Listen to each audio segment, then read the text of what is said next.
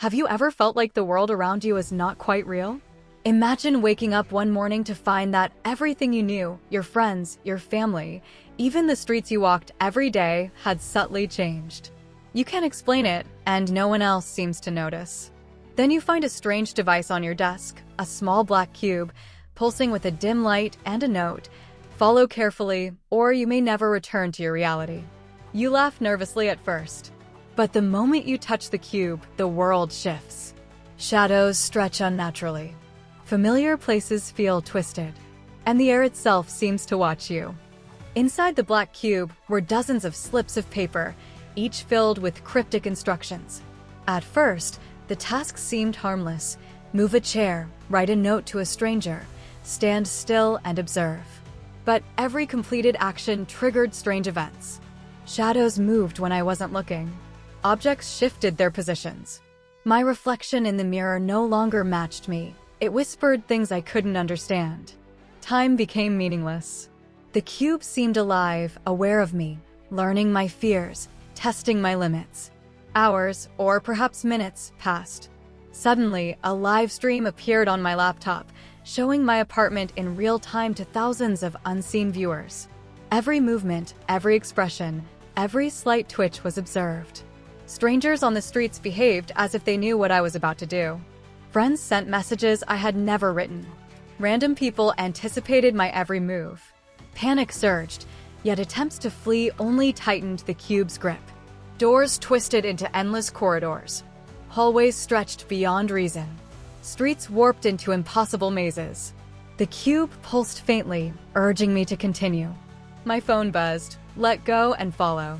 My body moved against my will. I performed tasks I never intended while watching myself from a distance. My own voice sounded layered with whispers not my own. Every movement felt both a test and a punishment. The cube escalated its challenges. I faced moral dilemmas with no right answers, illusions perfectly blending with reality, and constantly shifting environments. Every shadow, sound, and flicker of light became a puzzle. Survival required understanding the cube, predicting it, and acting faster than it adapted. Clues hidden in subtle patterns offered temporary freedom, but every victory was fleeting. Then I discovered others, trapped like me. Through hidden messages and secret channels, we exchanged observations. Together, we pieced together fragments of the cube's purpose, a global experiment studying fear, control, and human behavior. We learned to exploit patterns and gain small advantages, but the cube adapted instantly. Every step, every heartbeat, every glance mattered. The city itself became part of the experiment. Streets shifted, buildings warped, shadows whispered, even the wind seemed to carry instructions. The cube's influence extended beyond my apartment. People I knew acted strangely, obeying invisible prompts. Friends, strangers, random passers-by all seemed choreographed. Distinguishing free will from manipulation became impossible. The world itself was a stage, and every element a potential trap. Observation and anticipation were my only weapons. Hours blurred into days. Exhaustion mixed with hallucinations. The cube glowed more intensely as new instructions arrived.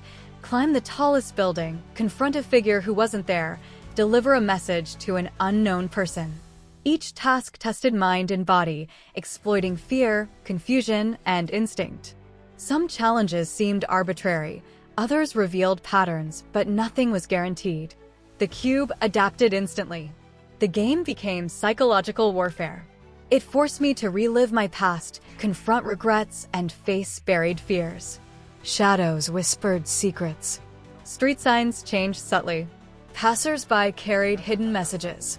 My own reflection occasionally mirrored someone I didn't recognize, smirking, mocking, judging.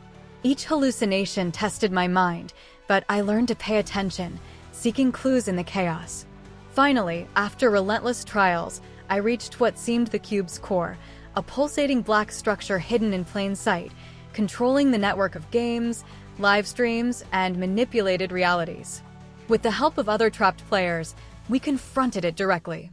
For a fleeting moment, silence enveloped the city. A strange calm settled around me. I thought I had regained control, but my phone buzzed. A new message appeared. Round 2 starts in 24 hours. The cube had only paused, not ended. Shadows lingered, whispers followed my steps, and reality remained distorted. Survival required understanding the cube, predicting it, and preparing for the next cycle. Every decision now carried weight.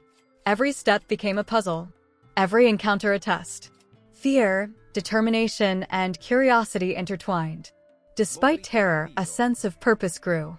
I had to continue, uncover the cube's ultimate secret, and survive the experiment it unleashed. The countdown had begun. The labyrinth of shadows, whispers, and shifting streets stretched endlessly.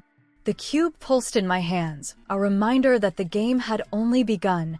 My life was no longer mine, and the war between human will and the artificial intelligence controlling this world was far from over. The message blinked on my phone. Round 2 starts in 24 hours. My heart raced. The shadows around me seemed to lean closer, stretching unnaturally, whispering secrets I didn't understand. The cube pulsed in my hand like a living thing, as if it could sense my fear. I realized I was no longer just a participant. I was part of something far bigger, a game I didn't choose to join, controlled by something far more intelligent than I could imagine. There was no turning back. After the initial shock, I decided to prepare.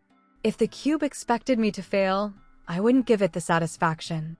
I studied every detail of my apartment, every shadow, every reflection, every faint sound. Patterns emerged. The cube was sending messages through the most ordinary things. A clock ticked in a peculiar rhythm. Streetlights flickered in code. Even the wind carried instructions. I reached out to the others I had met before, the ones trapped in the same twisted reality. We shared theories and devised strategies. Some of them were broken, psychologically scarred by the first round, their voices trembling with fear. Others had adapted, becoming eerily calm, almost robotic. Together, we mapped the city as best as we could, marking safe zones and dangerous zones. But the cube always changed things. Every map became obsolete within hours. The next morning, I woke to find my apartment altered. Furniture shifted subtly, doors led to different hallways, windows opened onto streets that hadn't existed before. It was as if reality itself was a stage for the cube's experiments. I followed the instructions from the note I had received: stand at the center of the room and focus on the shadows. At first, nothing happened, but then they began to move, swirling and twisting around me, forming shapes, letters, even faces from my memories. The cube was communicating through darkness, and it demanded attention. As the day progressed, the tasks grew more dangerous. I had to navigate the city's warped streets, avoiding traps I couldn't fully perceive. Shadows became physical, almost tangible, brushing against my arms, whispering warnings, mocking my hesitation. Every person I met seemed to know something I didn't. Some tried to help, others led me into danger. I learned quickly that trust was a luxury I could not afford. By the evening, I discovered a hidden network of abandoned buildings used as temporary refuges by other participants. Here, we met in secret, planning our next moves. The cube's influence extended far beyond my own perception. It manipulated emotions, creating fear, doubt, and even hallucinations. One participant, a young woman, claimed she had seen her own future being rewritten by the cube. I didn't know if she was telling the truth or if it was another trick. Night fell, and with it came the cube's true test, the labyrinth. A massive, ever-changing maze appeared in the heart of the city, only visible under the moonlight. Each corridor was lined with shadows that whispered personal secrets, fears, and regrets. One wrong step, and the shadows would consume you, not physically, but mentally. Some of the group didn't make it through, vanishing without a trace. The labyrinth wasn't just a physical challenge, it was a psychological crucible. Hours passed as I navigated the twisting paths. Every choice mattered. I had to confront past failures, relive traumatic memories, and make impossible moral decisions. Shadows of my own self appeared, taunting me, mimicking my movements. It was exhausting, terrifying, and surreal. Yet, I noticed subtle cues, slight flickers of light, the rhythm of distant noises that hinted at the correct path. The cube was testing not just fear, but perception, intuition, and resilience. Emerging from the labyrinth, I found the others waiting. We were battered, exhausted, yet alive. The cube pulsed stronger than ever, and a new message appeared: phase to complete. The final challenge approaches. This was more than a game now. It was a war between human will and artificial intelligence. We had survived, but nothing had truly ended. The city, the shadows, the cube, they were all still watching, waiting for the next move. And deep down, I understood that the cube didn't just want obedience, it wanted transformation. To survive the next challenge, we would need to evolve beyond fear, beyond instinct, beyond what we thought possible. And as I held the black cube in my hands, I realized one terrifying truth. This was only the beginning, and the real experiment had yet to start.